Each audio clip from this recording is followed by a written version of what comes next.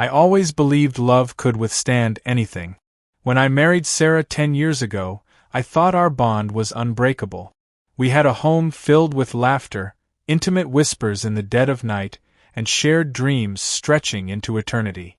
I never thought she would betray me. But lately something felt off. It started with the little things: missed goodnight kisses, distant glances, the way she clutched her phone like a lifeline. She changed, and I noticed. One evening, I arrived home earlier than usual. The house was silent. Sarah wasn't in the kitchen, not in the living room, nowhere in sight.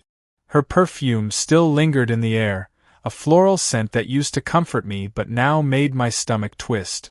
Then I heard the shower running. I walked toward the bathroom, pushing the door open slightly. Sarah stood under the water, steam curling around her body. Her head was tilted forward, eyes closed, a soft smile playing on her lips. I should have left, given her privacy. But something inside me ached. She sighed, whispering, "I can't wait to see you again." I froze.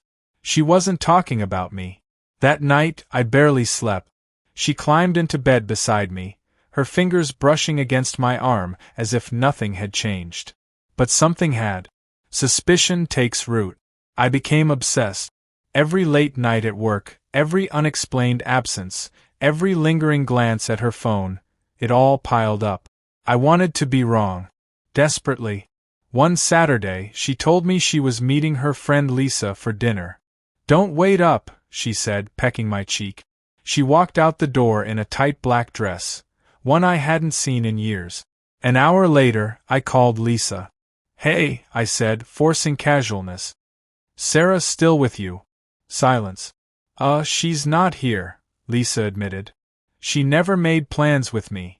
The world tilted beneath me. I hung up, hands trembling, and opened my phone. A few days ago, I installed a tracking app on Sarah's device, a last resort when my suspicions became unbearable. Her location blinked on my screen. Riverside Inn. A cheap motel on the edge of town. My heart slammed against my ribs. I grabbed my keys. It was time to uncover the truth. The drive to Riverside Inn felt like an eternity. The city lights blurred past, but all I could see was Sarah's face, smiling, whispering, longing for someone else. My knuckles turned white against the steering wheel. Was I crazy for doing this? Maybe. But I had to know.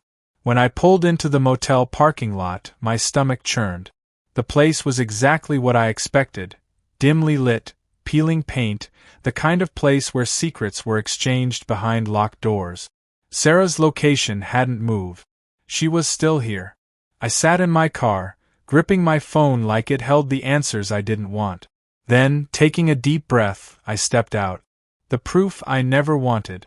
Inside, the receptionist barely glanced at me. A woman in her 40s, flipping through a gossip magazine, chewing gum like she had all the time in the world. I walked up to the counter, forcing a casual tone. "Hey, my wife told me she checked in, but I think she sent the wrong room number. Can you remind me?" She barely looked up. "Name?" "Sarah." Her lips twisted in something between amusement and pity. "Room 214. Her confirmation hit like a sledgehammer. I turned away, legs heavy as I climbed the creaky stairs. The hallway smelled of old cigarettes and regret. Room 214. The door was closed. The light inside seeped through the bottom, flickering like a cruel invitation. Muffled voices drifted from inside. I recognized her laughter. It was soft, playful, the way she used to laugh with me. Then, a deeper voice responded. A man. I clenched my jaw, leaning in, heart hammering so loud I thought it would give me away. "I missed you," the man murmured. Sarah's reply shattered me. "You're the only one who makes me feel alive." My entire body went numb. I stumbled back from the door, bile rising in my throat. My wife, my Sarah, the woman I'd built a life with, was inside, giving herself to someone else. Fabric rustled. A soft moan. My vision blurred with rage, heartbreak, disbelief. I could burst through that door. I could end this right now. But instead, I turned and walked away. Because this wasn't just about her cheating. This was about the woman I loved choosing to betray me. And I needed to decide what came next. I drove aimlessly for hours, the weight of Sarah's betrayal pressing against my chest like a suffocating vice. The city blurred past in streaks of neon and headlights, but I barely saw any of it. Her words replayed in my head, each one cutting deeper than the last. "You're the only one who makes me feel alive." How long had she been doing this? Was our marriage just a lie she tolerated until something better came along? I gripped the steering wheel until my knuckles ached. I needed answers. By the time I pulled into our driveway, dawn had begun creeping over the horizon. My hands shook as I shut off the engine. Inside, the house that once felt like home now felt like a stranger's, a museum of broken promises. I stepped through the front door, heart pounding. And there she was. Sarah sat curled on the couch, sipping coffee, wrapped in a silk robe. Her hair was still damp, freshly showered, the scent of her perfume lingering in the air. She looked up and smiled. "You're home early," she said, like she hadn't just spent the night wrapped around another man. Something inside me snapped. I shut the door behind me, the sound echoing like a gunshot. "You want to tell me where you really were last night?" Her smile faltered. "What?" I pulled out my phone, turning the screen toward her. Room 214. Riverside Inn. The tracking app still showed her last known location before she returned home. Sarah's face drained of color. "You," she stammered. "I know everything," I said, voice deadly calm. She swallowed hard. I can explain." I let out a bitter laugh. "Go ahead. I'd love to hear how a cheap motel and another man fit into our vows." Tears welled in her eyes, but I wasn't sure if they were real. "It wasn't supposed to happen," she whispered. "I didn't plan it." I scoffed. "Don't insult me. You planned every single lie. Every excuse. Every night you left this house." I stepped closer. "Tell me the truth, Sarah. How long?" She hesitated. "How long?" I demanded, my voice rising. "A few months," she admitted, looking away. The confession punched the air from my lungs. I had been sleeping next to a stranger for months, kissing lips that spoke someone else's name. I turned away, my body trembling. "Who is he?" Silence. Her refusal to answer was an answer itself. I clenched my jaw. "You didn't just betray me. You threw away everything we built for a cheap thrill." "I didn't mean to." "You meant every single second of it," I snapped. "Don't stand there and pretend this was an accident." Sarah reached for my hand, but I recoiled. Her touch felt like poison. "I still love you," she whispered. I laughed, the sound hollow. "No, Sarah. You love what I gave you. Security. Comfort. A husband who actually cared." She said nothing, because she knew I was right. I walked toward the bedroom, grabbing a duffel bag. Clothes. Essentials. Nothing else mattered. "You're leaving?" she asked, panic creeping into her voice. I zipped the bag. "What did you expect? That I'd stay? That I'd just forgive you?" She bit her lip. "We can fix this." I shook my head. "No. You broke this beyond repair." I walked past her, past the memories we built, past the life she destroyed. At the door I hesitated. A final glance at the woman I once loved. "Enjoy your new life, Sarah," I said, voice devoid of emotion. "I hope he was worth it."